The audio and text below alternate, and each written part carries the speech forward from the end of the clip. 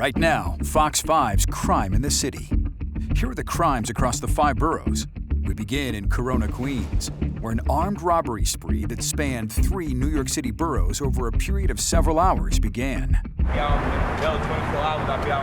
One of 2 suspects in a multi-borough armed robbery spree did not seem too worried as he and his partner were taken away in handcuffs.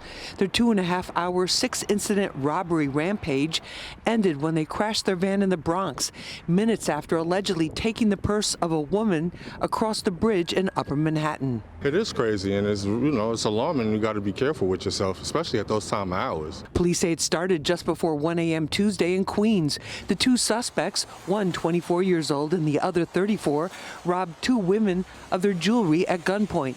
Then a few minutes later, robbed 2 people in the lobby of the Woodside Motel, taking their cash and wallets. I'm always around all 5 boroughs, and you see all kinds of weird stuff when I'm just trying to do my job. About 1:45 a.m., they hit Brooklyn, allegedly jumping out of the van in Williamsburg at North 11th Street and Wythe Avenue, robbing a man of his wallet and cash. I'm not incredibly surprised to hear that there was a robbery here, but the van and the jumping out of the van and all of that is kind of extreme, for this area. 15 minutes later, police say they hit up Jackson Heights and at 72nd Street and Broadway robbed 6 people dining in an outdoor shed of their cash and jewelry. About half an hour later, police say they robbed a food truck on Washington Square South. It's shocking and terrifying, obviously, that they would elevate the crime to be violent with using a weapon.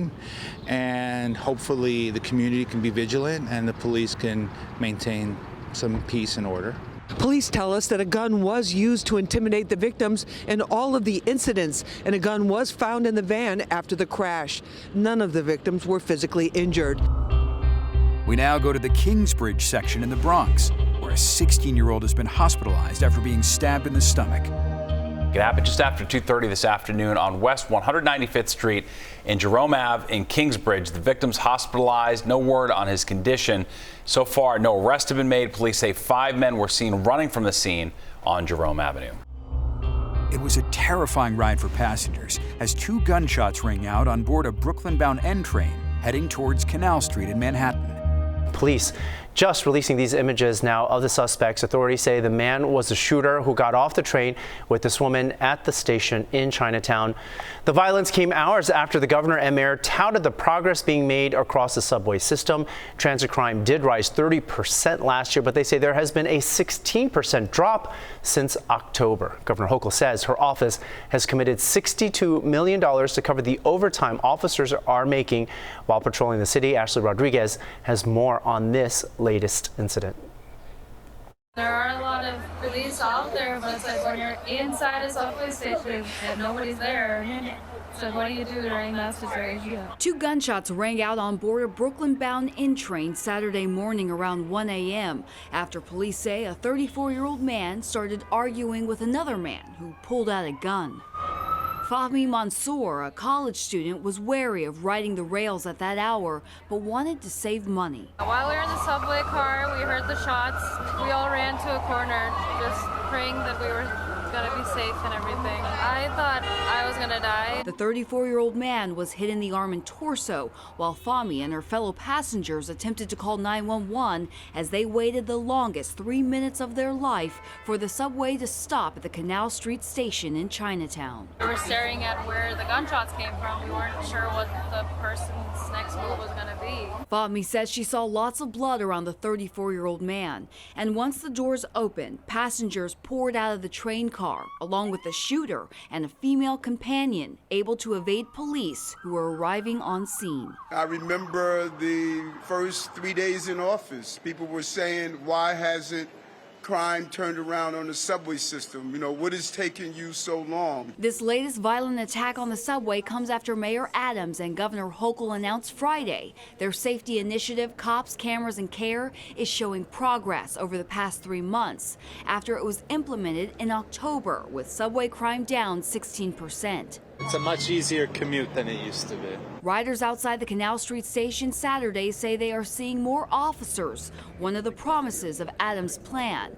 But news of new attacks continue to dampen hopes. just as young girls traveling, it just doesn't really feel like the safest option. Governor Hochul has allocated $62 million in the state budget to help the city pay for overtime hours of officers. Members of the city council have voiced their concerns about the sustainability of such a big bill, but Mayor Adams says there is no price tag on public safety. The NYPD has arrested a teen in connection to the fatal shooting of a 15-year-old boy at a park in downtown Brooklyn. A 16-year-old has now been charged with murder and criminal possession of a weapon. Citizen app video shows the scene at McLaughlin Park in downtown Brooklyn.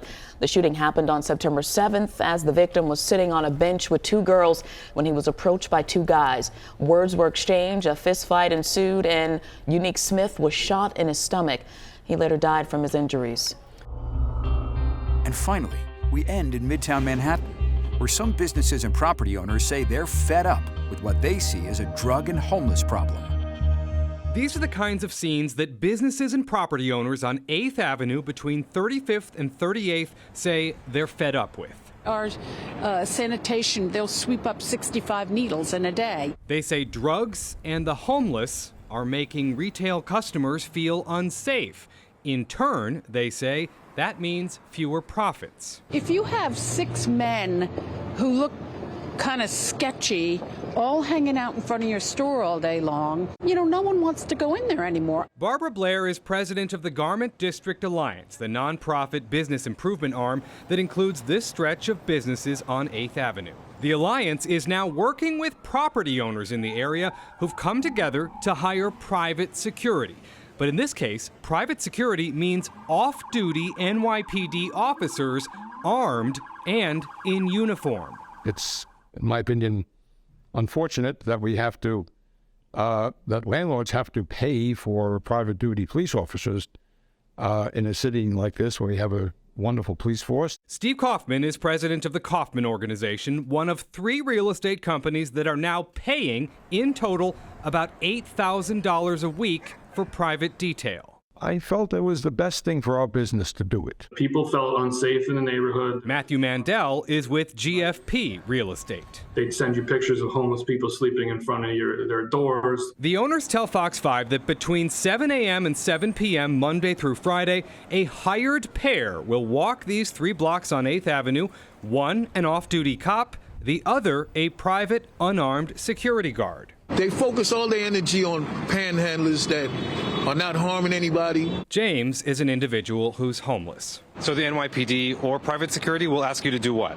Oh, well, you can't panhandle, you can't do this, you can't even stand on the block. I said, it's a free country. What do you mean I can't stand on this block? So they move you? They try to. And then you go somewhere else and then come back?